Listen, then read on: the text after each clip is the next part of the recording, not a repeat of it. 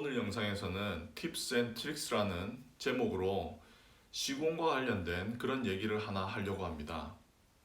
좋든지 싫든지 간에 시공을 하다 보면은 원래 설계와 다르게 시공이 되는 경우가 있는데요. 여기에 관련된 사례를 하나 소개하고요. 그리고 그 과정에서 발생한 구조적 문제점들을 어떻게 해결하였는지 그런 내용들도 한번 여러분들과 나누고자 합니다. 오른쪽에 제가 평면과 단면을 그려봤습니다. 위에 보시는 것이 지하층의 평면이고요. 여기에서 볼 수 있는 것이 이 건물의 가로와 세로 방향의 길이죠. 20m, 20m입니다. 그리고 이 밑에는 단면을 제가 표현을 했는데요. 이 건물이 지하 1층, 지상 5층짜리 건물이라는 가정을 하고 제가 단면에는 그 지상층, 1층 이상의 지상층은 생략을 했습니다. 그리고 지하층과 1층만을 여기에 표현을 했죠. 그리고 여기서 단면에서 여러분들도 보실 수 있을 건데요. 특별한 점이 있습니다. 그것은 바로 이 건물의 기초죠. 기초가 일반적인 온통 기초나 독립 기초가 아닌 말뚝 기초로 되어 있는 것을 보실 수가 있을 겁니다. 여기에 말뚝 기초가 계획된 것은 여러 가지 이유가 있을 수 있겠지만 특히 중요한 이유 중에 하나는 집안 자체가 약한 것이고요. 그리고 또 건물에 의한 하중이 크기도 크기 때문입니다. 그렇기 때문에 바로 그 기초를 사용하여서 집안으로 힘을 전달해 주지 못하고 말뚝이라는 그 중간재를 사용하여서 건물에서 그 내려온 힘을 말뚝보로 모아주고 그리고 거기에서 말뚝으로 힘을 보내고 말뚝이 그 밑에 있는 단단한 집안으로 힘을 전달시켜주는 그런 기초를 가지고 있습니다. 그렇다면 이 이제 건물에 대한 계획은 끝났다고 보고요. 이제 시공을 들어간 겁니다. 그래서 시공회사가 먼저 말뚝을 시공을 했습니다. 그리고 난 다음에 말뚝을 시공한 다음에는 이제 그 위에 있는 바닥판, 그러니까 지하층의 바닥판을 배근해 주겠죠. 그리고 또 말뚝을 연결하는 말뚝보의 배근도 같이 해주게 됩니다. 이것이 끝나게 되면 그 위에 있는 지하벽을 연결해 주는 그런 연결 철근도 같이 배근해 주게 되겠죠. 여기까지가 이제 이 그 건물에서의 공사 상황입니다. 그러고 난 다음에 이제 콘크리트를 타설하기 전에 이제 감리사가 먼저 가죠. 가서 철근이 제대로 배근되어 있는지 그렇게 확인을 하게 됩니다. 그런데 여기 감리사가 가서 보니까 이 뭔가 잘못되어 있는 겁니다. 그것은 바로 뭐냐면은 말뚝이 원래 계획했던 곳보다 10cm 정도 건물 안쪽으로 타설이 되어 있는 겁니다. 그래서 그 위에 있는 말뚝보도 그 말뚝과 같이 이동하여서 원래 계획과는 다르게 배근이 되어 있고요. 그렇지만 거기에 그 위에 연결되는 지하벽은 원래 계획대로 이제 그 자리에 있어야 할 자리에 제대로 있는 겁니다. 그렇게 되면은 어떤 일이 발생하냐면은 원래 말뚝은 지하벽과 같은 자리에 있게 계획을 한 겁니다. 왜냐하면 그 하중을 지하벽에서 오는 하중을 바로 말뚝으로 연결시켜 주는 것이 좋으니까요. 그런데 말뚝이 잘못된 자리로 시공이 되면서 지하벽과 말뚝에 편심이 발생하게 되는 것이죠. 그것을 바로 제가 여기 오른쪽에 이렇게 좀 더 확대해서 이 부분입니다. 이 부분을 좀 더 확대해서 이렇게 표현을 했습니다. 여기에 보시듯이 원래는 이 지하벽과 말뚝이 같은 중심을 가져야 되지만 말뚝이 잘못 시공이 되었기 때문에 여기에 지하벽과 말뚝에 편심이 10cm 정도가 생기게 된 것이죠.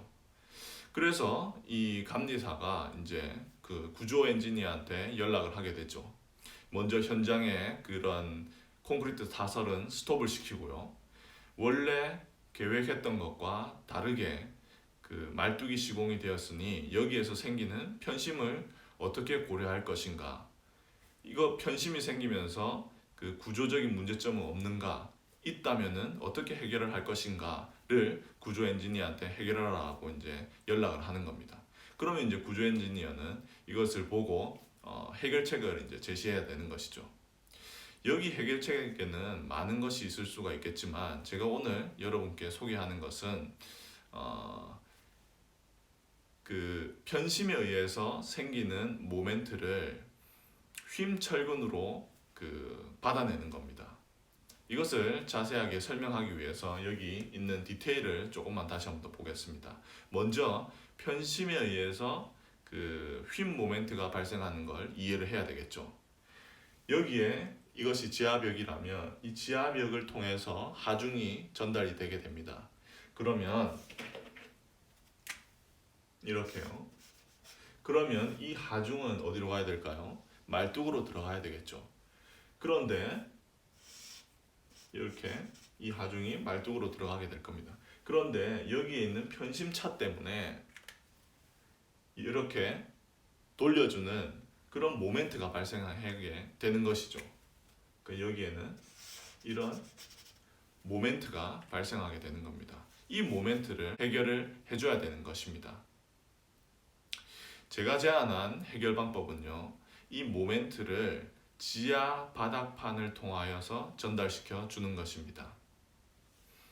이걸 좀 더 이해를 편하게 하기 위해서 제가 여기 바닥판을 따로 떼어서 자유물체도를 그리고 거기에서 모멘트의 분포도와 그리고 또 전단력 분포가 어떻게 되는지 한번 나타내 보도록 하겠습니다.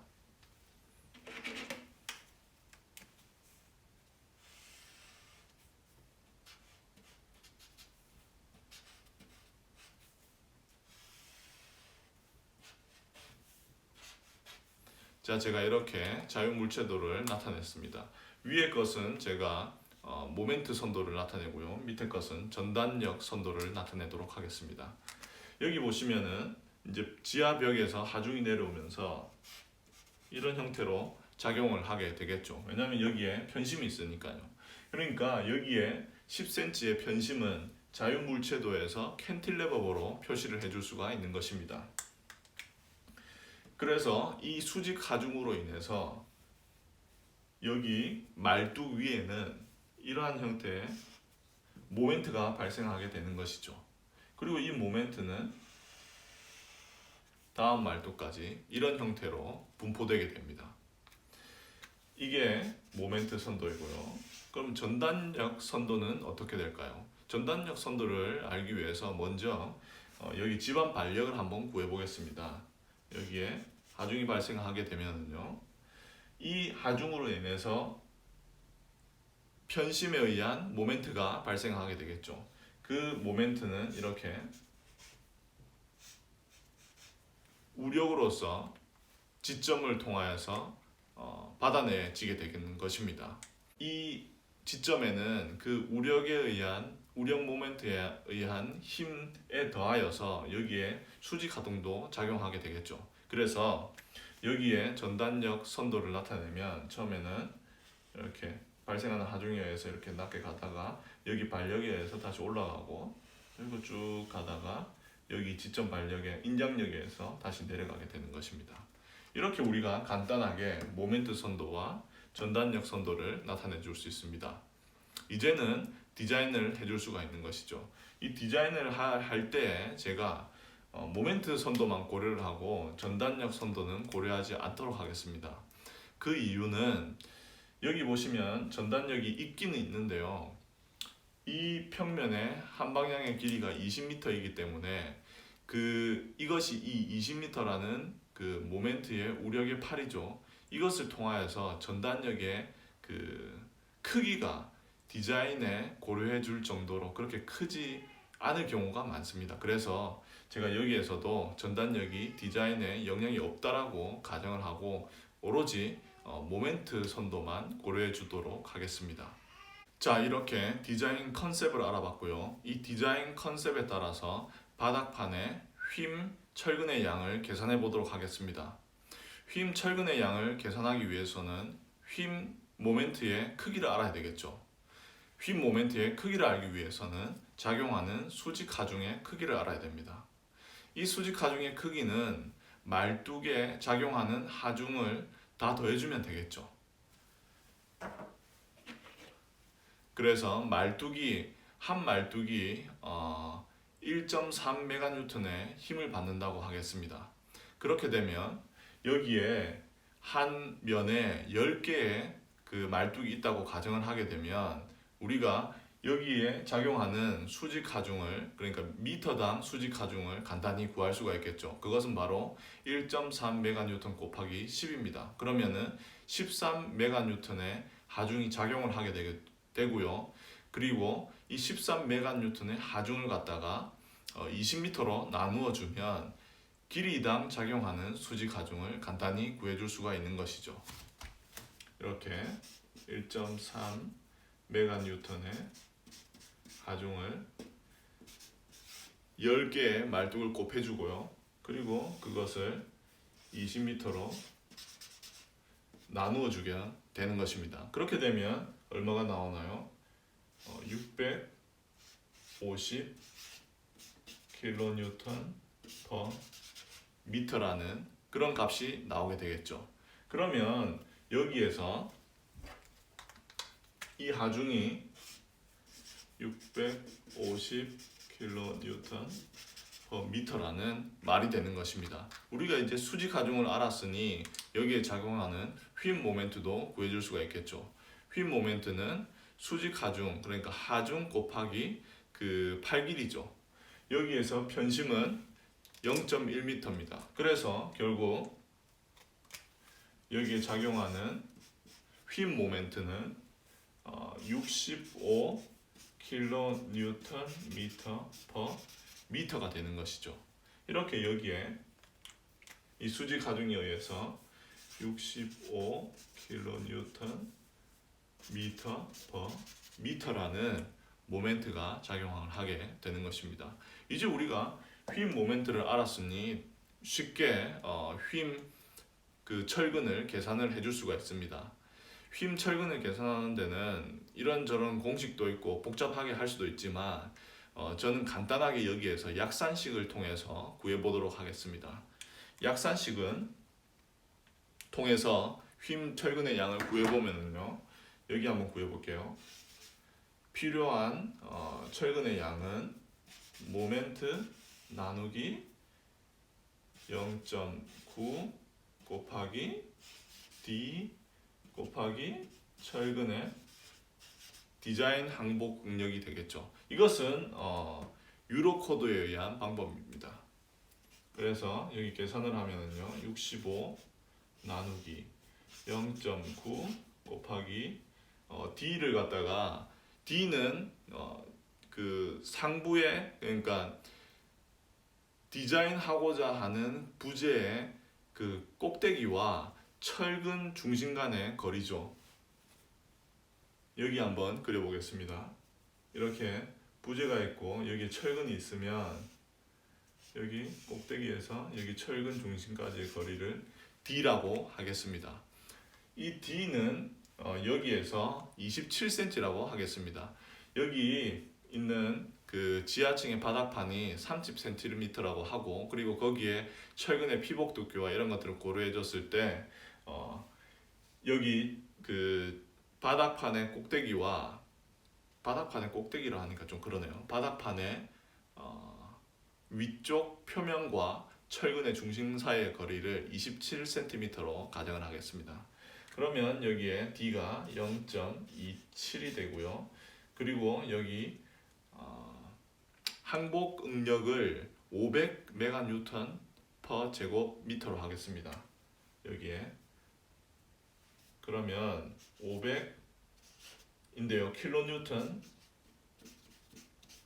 퍼 센티미터 제곱으로 나타내고, 여기는 이제 1.15라는 재료 안정 계수를 나누어 줄 수가 있는 것이죠. 그렇게 하면 제가 이걸 미리 계산을 해봤는데요, 얼마가 나오냐면 6.15 제곱 센티미터 퍼 미터라는 값이 나오게 됩니다. 그러니까 이 휨 모멘트를 받아내기 위해서는 6.15 제곱 센티미터 퍼 미터의 철근이 필요하게 되는 것이죠. 이렇게 유로 코드를 쓰지 않고 북미에서 사용하는 규정을 써서 구해볼 수도 있습니다. 그것은 바로 이것과 크게 다르지는 않죠. 그것은 m 나누기 0.85 이것은 강도 감소 계수죠. 그리고 똑같이 0.9 곱하기 d 곱하기 여기에서는 50이 되겠네요. 그렇게 되면 여기에 그 각각의 그 값들을 대입해서 구해주면 이것도 제가 계산을 해봤는데요. 7.24 제곱 센티미터 퍼 미터라는 값이 나오게 됩니다. 이 두 값 다 그렇게 크게 차이 나는 값은 아니죠. 이렇게 제가 간단히 약산식을 통하여서 여기에 필요한 휨 모멘트를 받아내기 위해서 필요한 휨 철근의 양을 계산을 했습니다. 이 필요한 철근의 양을 가지고 여기에 그에 맞는 철근을 배근해 주면 되는 것이죠. 이렇게 지름이 12mm이고 그 철근의 간격이 15cm인 그런 철근을 배근을 해주면 여기에 그 편심에 의해서 발생하는 휨 모멘트를 받아낼 수가 있는 것입니다. 그리고 나서 이 철근을